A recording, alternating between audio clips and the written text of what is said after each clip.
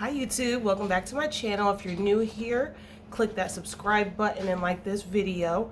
Here on my channel, we talk about true crime stories. Last week we covered Danny Rowling. Yeah, his story was an interesting one. Today we're going over Dr. Death's terrifying case. Are you ready?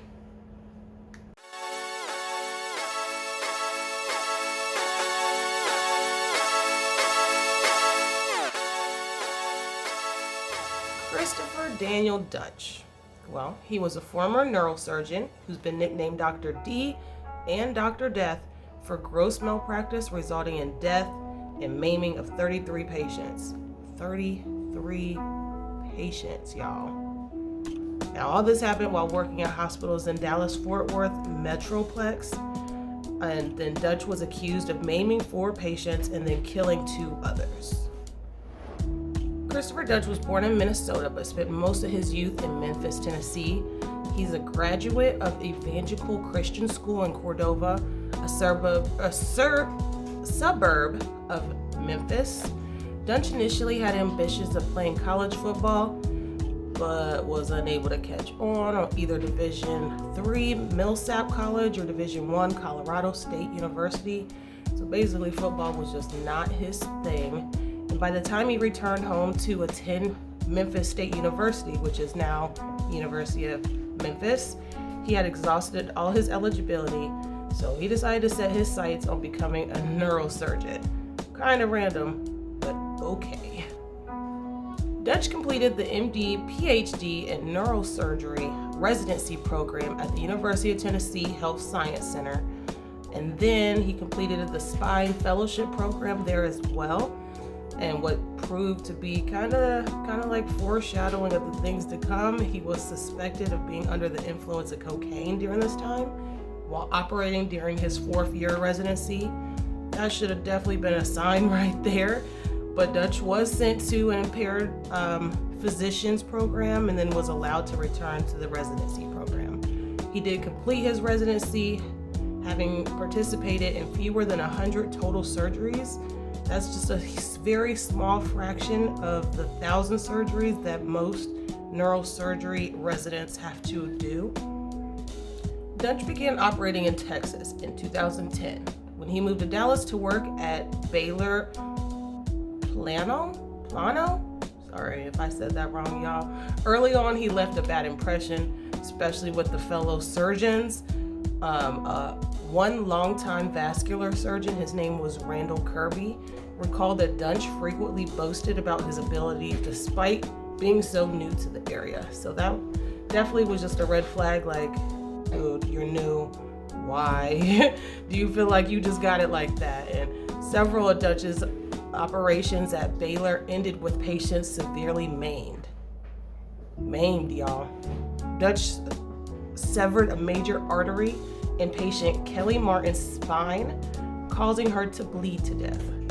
Okay, soon afterwards, Baylor forced his resignation. Duntsch then moved on to Dallas Medical Center in Farmers Branch, where he was employed for less than a week before he was dismissed by administrators after the death of another patient, Florella Brown, in the maiming of another Mary Efford.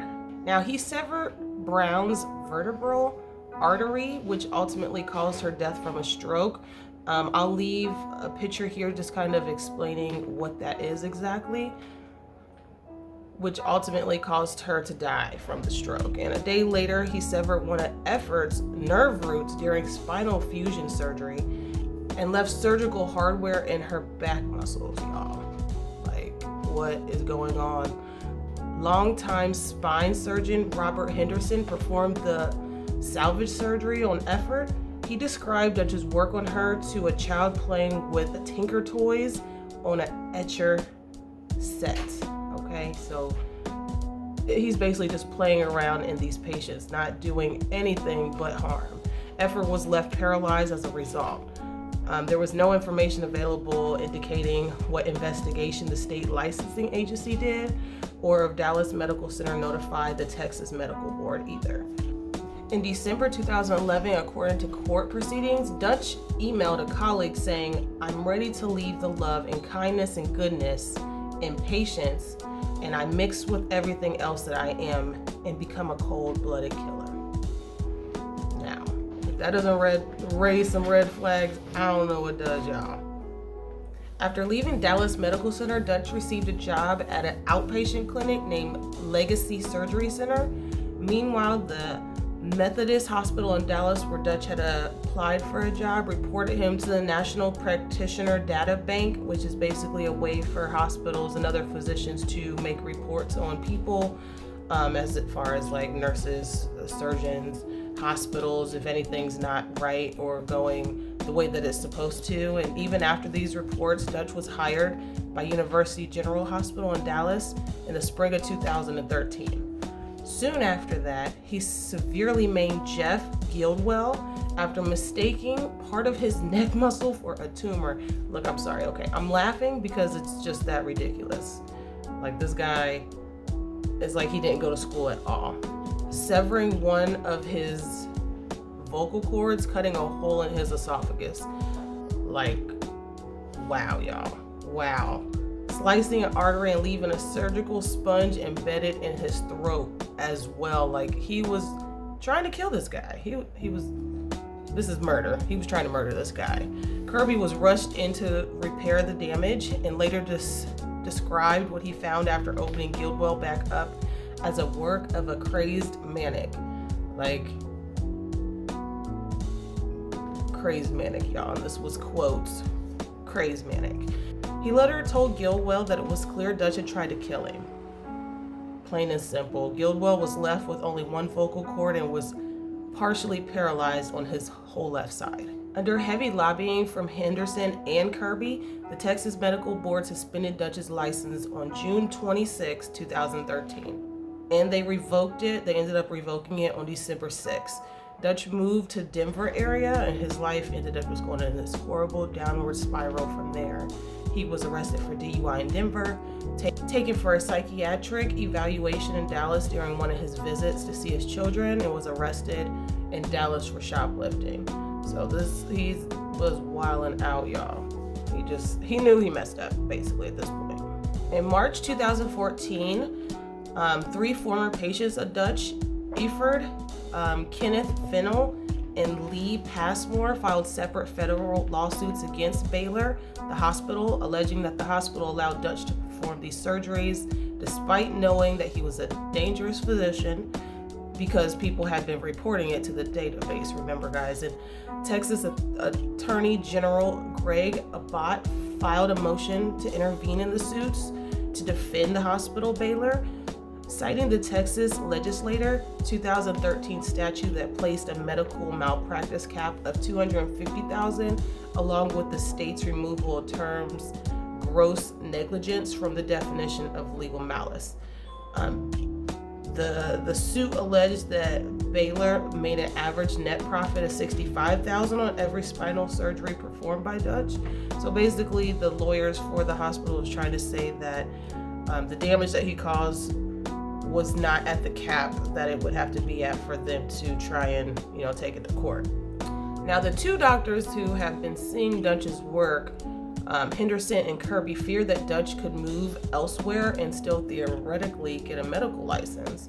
Convinced that he was clear and a present danger to the public, they urged and pushed the Dallas County District Attorney's Office to pursue criminal charges.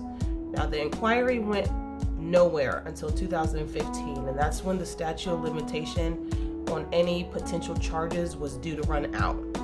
Now, part of the problem was being to prove that Duntsch's actions were willful and intentional as defined by Texas law. After interviewing dozens of Duntsch's patients and their survivors, prosecutors concluded that Duntsch's actions were indeed criminal, and nothing short of imprisonment would prevent him from practicing medicine again.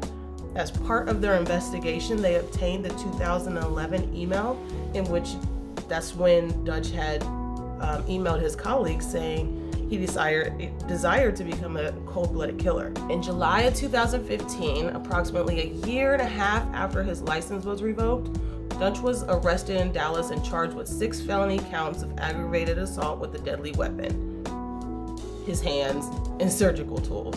5 counts of aggravated assault causing serious bodily injury, and 1 count of injury to a child, elder, or disabled person. And that was for one of his patients that was considered to be an elder. The indictments were handed up just 4 months before the statute of limitation would run out. The last charge was for the maiming and paralyzing of Eford. Prosecutors put a high priority on that charge as it proved the widest sentencing range, and that's the one for the elder that we were just saying. And with Duntsch facing up to life in prison if convicted, prosecutors sought a sentence long enough to ensure that Duntsch would never be able to practice medicine again. During the trial, prosecutors called many of Duntsch's other patients to the stand in order to prove that his actions were intentional. According to his lawyer, Duntsch only realized how bad of a job he had done as a surgeon when prosecution expert told the jury about his many blunders on the operating table. He didn't even realize that he wasn't a good surgeon, y'all. That's wild. His defense blamed Duntsch's actions on poor training and control by the hospitals. After 13 days of trial, the jury needed only 4 hours to convict him for the maiming of Eford. On February 20th, 2017, he was sentenced to life in prison. All 4 hospitals that employed Duntsch have an ongoing civil case against them as well. So this was the story of Mr. Christopher Duntsch, Dr. D, aka Dr. Death. What are y'all thoughts below? During the trial, prosecutors called many of Duntsch's other patients to the stand in order to prove that his actions were intentional. According to his lawyer, Duntsch only realized how bad of a job he had done as a surgeon when prosecution expert told the jury about his many blunders on the operating table. He didn't even realize that he wasn't a good surgeon, y'all. That's wild. His defense blamed Duntsch's actions on poor training and control by the hospitals. After 13 days of trial, the jury needed only 4 hours to convict him for the maiming of Eford. On February 20th, 2017, he was sentenced to life in prison. All 4 hospitals that employed Duntsch have an ongoing civil case against them as well. So this was the story of Mr. Christopher Duntsch, Dr. D, aka Dr. Death. What are y'all thoughts below? I first heard about this story on a podcast last year, and I was just so intrigued. Like, I had never heard of a doctor or any kind of hospital or anything of this magnitude at all, of him just completely killing and maiming his patients. That's just bizarre to me. So if you guys have any suggestions on who you'd like me to cover, make sure that you like and subscribe, and make sure you ring that notification bell so you never miss a video. But again, thanks for watching, and I hope that you guys have a great rest of your day. Bye.